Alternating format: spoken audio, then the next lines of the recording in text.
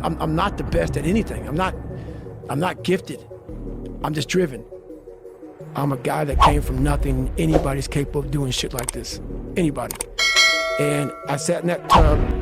She put the water on me. She called my mom up. And my mom was dating a doctor at the time. The doctor said, you need to get him to a hospital now. She came back in. All I wanted to do was call Chris Costner on the phone, the race director of Badwater, and say I can get it. So she said, I'm taking to the doctor. I said, no, let me sit here with this pain. She said, what are you talking about? I said, you know, I need to go to the doctor. I realized that. But I never thought it was humanly possible to do what I did. I went 70 miles. And at 70 miles, I was dead. I was at 100%. What I thought was 100%. I went 31 more miles after being in the worst physical shape I've ever been in my life.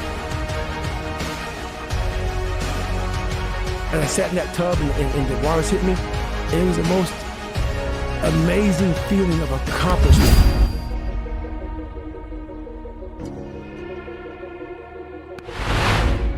I did this. And as crazy as it sounds, it was the most amazing moment of my entire life. To come from this kid who was mentally torturing himself and was tortured, it's all to this kid, to this guy now. He was able to overcome such amazing odds and obstacles. And I called Chris Costner, the race director at Badwater, and he said, the idea of a 24-hour race is to run 24 hours. He only ran 19. And he put doubt in my mind that he would let me to Badwater. 2 weeks later, roughly, December 5th, was this marathon that we all signed up for. I couldn't walk. I could not walk. I ran 100 miles before I ran a marathon. 10 days or 2 weeks after this 100-mile in one race I did, this marathon, December 5th in Las Vegas. That gun went off 2005, 14 days after I broke myself off, and I qualified for the Boston Marathon. I ran 3:08. Like, the gun went off and that thing came back. Like, all right, man, what if? And then I went to the Hurt 100, race in Hawaii, 26,000 feet of climbing over 100 miles. Probably one of the top 5 hardest 100-mile races in the world. Out there and got through the race. Did it in 33 hours, was the 9th place finisher, and I qualified for Badwater and got in. I went on to lose weight and train hard, and I got 5th my first year and went back my second year and got third. I'm not the best at anything. I'm not gifted. I'm just driven.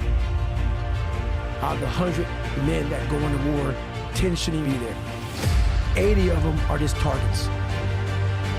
9 do most of the fighting. 1 is a warrior. I saw it going through training. I saw it everywhere I went. There's so many people who just show up to life.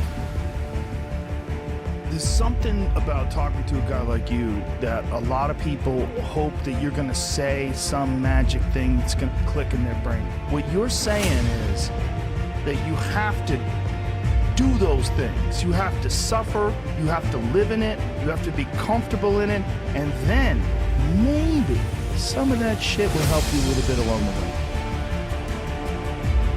Me now is the guy that with his shirt off, you can do 4,030 pull-ups in 17 hours. You can run 205 miles in 39 hours. You can do all this crazy shit. But what they don't understand is they don't understand the journey that it took me to get to this point. And what got me to this point was I was just the opposite of what I am today. I was that guy who ran away from absolutely everything that got in front of me. I wanted to quit so badly, but I quit everything in my life. I copied through school. I wanted to prove people wrong. And so here I am in this Air Force program, starting to get a little more confidence, but this water was kicking my ass. And 6 weeks into the program, the doctor gave me to read about how we can quickly get somewhere. That's why this 6-minute ab is so powerful. You may get some results from it, but they're not permanent. The permanent result comes from you. I say it all the time. You have to suffer. You have to make that a tattoo on your brain so when that hard time comes again, you don't forget it. I'm trying to find more of myself. And the only way I can find more is to silence the world out as much as I can because it's getting busier every day. It's getting faster. I put my phone away up and I go dark. I go dark a lot, and it's because I have to find out. I'm on a journey of life, and we all have a different journey.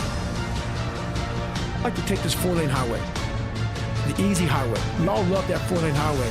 We always step over the shovel. That shovel, I made my own path. But going through this path of life, this journey over here that you make yourself, that's incredibly difficult, and we're afraid. It's easier to accept the fact that I'm just not good enough. You have to go into the dark chambers that we often shut off, and you got to open them up. There's not some easy, lit up, street-like path with nice smooth roads. That's right. Fail, and you're going to be in your head. You're going to be saying, I'm not good enough. And it's how you get through that. It's how you get through that on a daily basis when that thing is saying, man, I'm 43, I've done so much. You start to become civilized. The refrigerator gets full. You start making money, and you start, I'm not getting cold anymore. I'm retired. At 40, people shouldn't be playing basketball or football. Or at 43, I'm still putting in 100-mile weeks. Still doing thousands of pull-ups, thousands of push-ups, because I'm not allowing myself to become civilized. The worst thing that can happen to a man is become civilized. You want to be uncommon amongst uncommon people, period. You start putting yourself in situations that suck, you'll find yourself. I'm big on being with yourself. I want to be forever proud of who I was as a man and change who I used to be. The liar, the insecure guy, the guy who can, whatever. I want to be proud. If I die now, if I die at 8, if I die at 90, 100, I want to look at myself and say, proud of myself. I believe in patience. I'm a patient dude. I can watch a piece of grass grow for 20 years because I know that it's just how you get somewhere in life. By being that monk-like mentality, being able to watch something grow very calmly, patiently. I can't go any faster. We do that to our brain. We put a governor on our brain. Second, we feel pain, discomfort, suffering, all those words that we hate to say because we're in this happy, peaceful world we live in now. We stop. We slow down. And if you can get through these different barriers and gain 5%, 2%, 3%, that 40% becomes 60. That 60% becomes 70, 80, and 90. And then you'll hopefully one day near 100. That dreamer mentality just would always fuel me. It was fueling, man, what if I can be a SEAL, man? Now I run 205 miles. What if I can go? What if I can go? And what if, how would that feel? You have to go into the dark chambers that we often shut off, and you gotta open them up. I was, like I said, 297. I was about 32% body fat. And my idea was to run 4 miles for my first run. I ran a quarter mile and walked home. I walked home and sat on my couch and cried. I sat down and I gave up.